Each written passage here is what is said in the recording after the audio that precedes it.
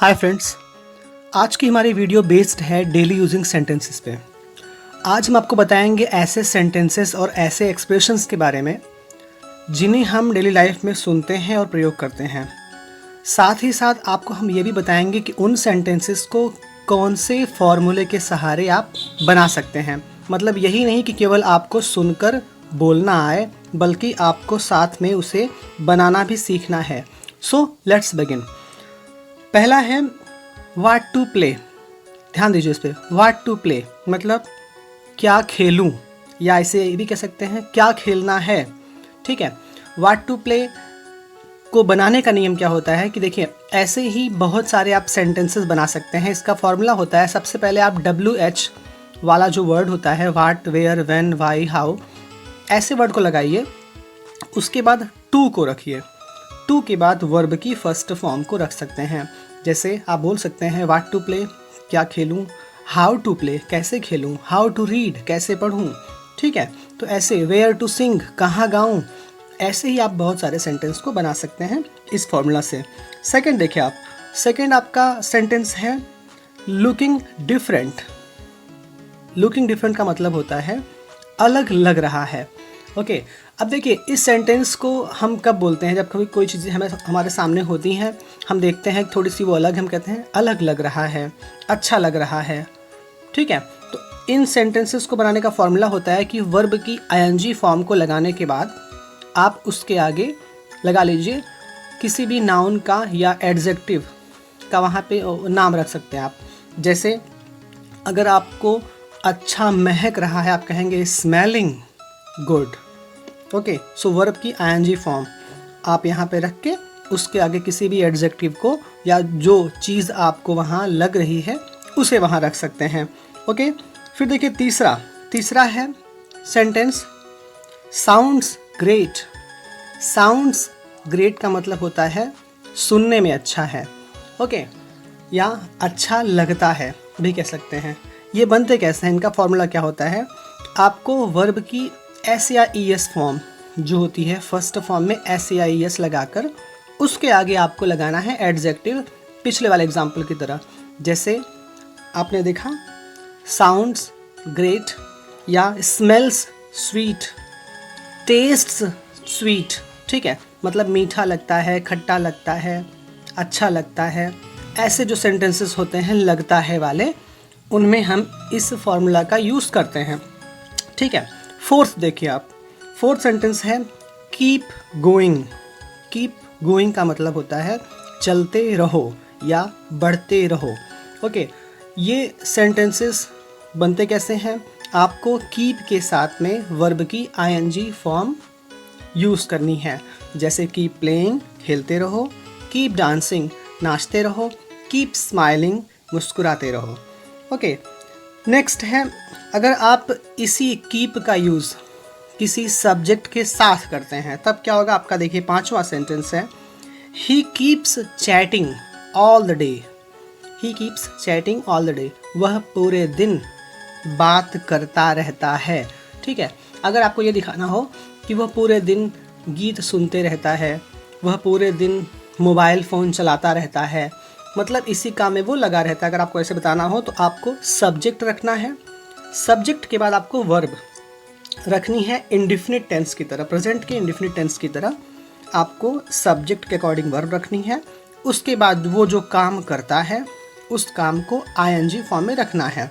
जैसे she keeps chatting all the day, I keep watching movie. ठीक है, मैं मूवी देखता रहता हूँ, वो बात करती रहती है। ऐसे सेंटेंस बनेंगे। नेक्स्ट देखिए 6th नंबर पे, अगर पास्ट में आपको बोलना है सेंटेंस कि वह घर जाता रहा, वह फिल्म देखता रहा, तो सेंटेंस आपका बनेगा he kept watching movies, he kept running, वह दौड़ता रहा, वह बोलता रहा। ऐसे सेंटेंसेस को बनाने के लिए सब्जेक्ट के बाद वर्ब की सेकंड फॉर्म लगाते हैं पास्ट के इंडेफिनिट की तरह। उसके बाद वो काम जो वो करता रहा उसे ING फॉर्म में रखते हैं और सेंटेंसेस को बनाते हैं। ओके, सो उसके बाद देखिए नेक्स्ट है लिस्ट का प्रयोग, LEST। लिस्ट का मतलब होता है कहीं ऐसा न हो। अगर आप सेंटेंस बोलते हैं इस तरह के कि वह मेहनत करता है, कहीं ऐसा न हो वह फेल हो जाए।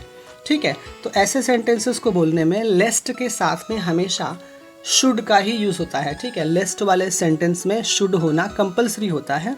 आपका सेंटेंस होगा ही वर्क्स हार्ड, वह मेहनत करता है, लेस्ट ही शुड फेल, कहीं ऐसा ना हो वह फेल हो जाए। ओके, सो लेस्ट बीच में लगा, उसके बाद वाले पार्ट में शुड का आना कंपलसरी होता है। इसका फॉर्मूला होता है कि पहले आप अपने सेंटेंस को बना लीजिए, जिस सेंटेंस में है वो, अगर वो प्रेजेंट में है तो आप प्रेजेंट इंडेफिनिट का लगाइए फॉर्मूला, सब्जेक्ट वर्ब की एस फॉर्म और ऑब्जेक्ट, जैसे ही वर्क्स हार्ड मैंने बनाया। उसके बाद आप लेस्ट को लगाइए बीच में एक कंजक्शन की तरह, और दूसरे वाले पार्ट में आपको शुड के साथ में सब्जेक्ट को यूज़ करना होता है। ये इसका फॉर्मूला है। ठीक है, नेक्स्ट देखिए आप, नेक्स्ट आपका सेंटेंस है कम से कम। कम से कम का यूज़ करना, एट लीस्ट कहते हैं उसको इंग्लिश में, एट लीस्ट। जैसे किसी ने कहा कम से कम चाय तो पी लो, at least take some tea. कम से कम किताब तो पढ़ लो, at least read the book. Okay, so ये एट लीस्ट का प्रयोग है। इसमें क्या होता है, एट लीस्ट के बाद आपको वर्ब और ऑब्जेक्ट जोड़ना होता है। जो वर्ब आपको करवानी है वो वर्ब आप जोड़ सकते हैं। ओके, नेक्स्ट है प्रोवाइडेड का यूज़। प्रोवाइडेड, PROVIDED, प्रोवाइडेड का मतलब होता है बशर्ते। बशर्ते शब्द जो है उसकी कई मीनिंग हिंदी में है। जैसे अगर मैं सेंटेंस बोलूँ, मैं क्रिकेट खेलूँगा तभी जब वह खेलेगा, मतलब यहाँ सेंटेंस ऐसे भी कह सकते हैं कि मैं क्रिकेट खेलूँगा पर शर्त ये है कि वह भी खेले। ओके, जहाँ पर आप ऐसी बात करते हैं उसी प्लेस पर लगता है प्रोवाइडेड। हम ऐसे बोल सकते हैं, मैं क्रिकेट खेलूँगा बशर्ते वह भी खेले। ओके, सो इसको ऐसे बोलेंगे आप sentence, I will play cricket provided he place. Okay, अब यहाँ पे देखिए, आपको एक सेंटेंस पहला जो शर्त है वो रखनी है, उसके बाद प्रोवाइडेड लगाकर दूसरे पार्ट को रखना होता है, बीच में लगता है प्रोवाइडेड। ओके, ये भी आपको क्लियर होगा। अगला आपका है नो यूज़ का प्रयोग। देखिए, कुछ सेंटेंसेस में हम नो यूज़ के सहारे भी सेंटेंसेस बोलते हैं। For example, no use of playing, Hindi में खेलने से कोई फ़ायदा नहीं।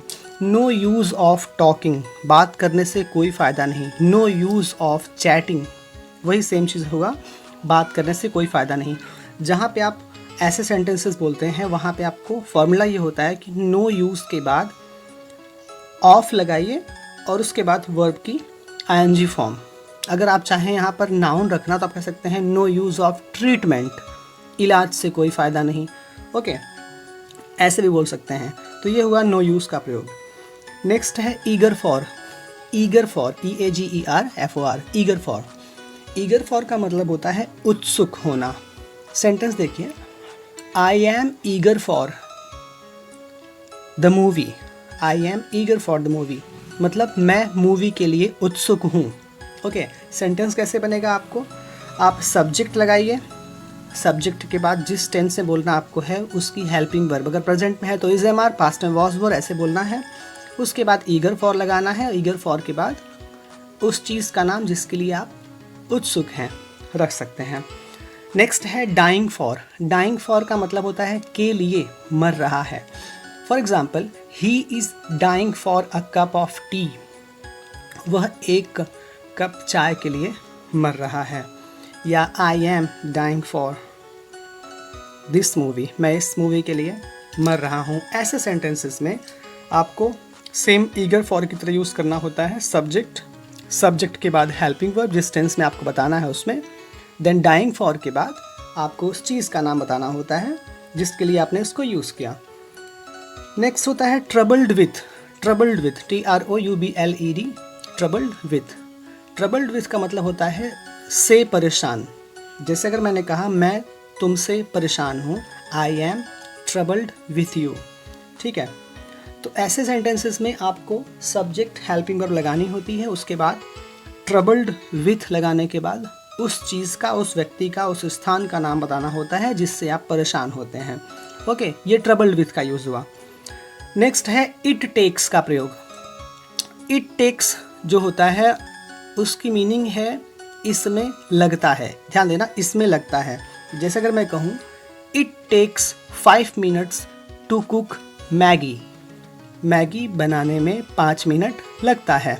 It takes 20 minutes to reach the destination, destination में पहुंचने में हमें 20 मिनट्स लगता है।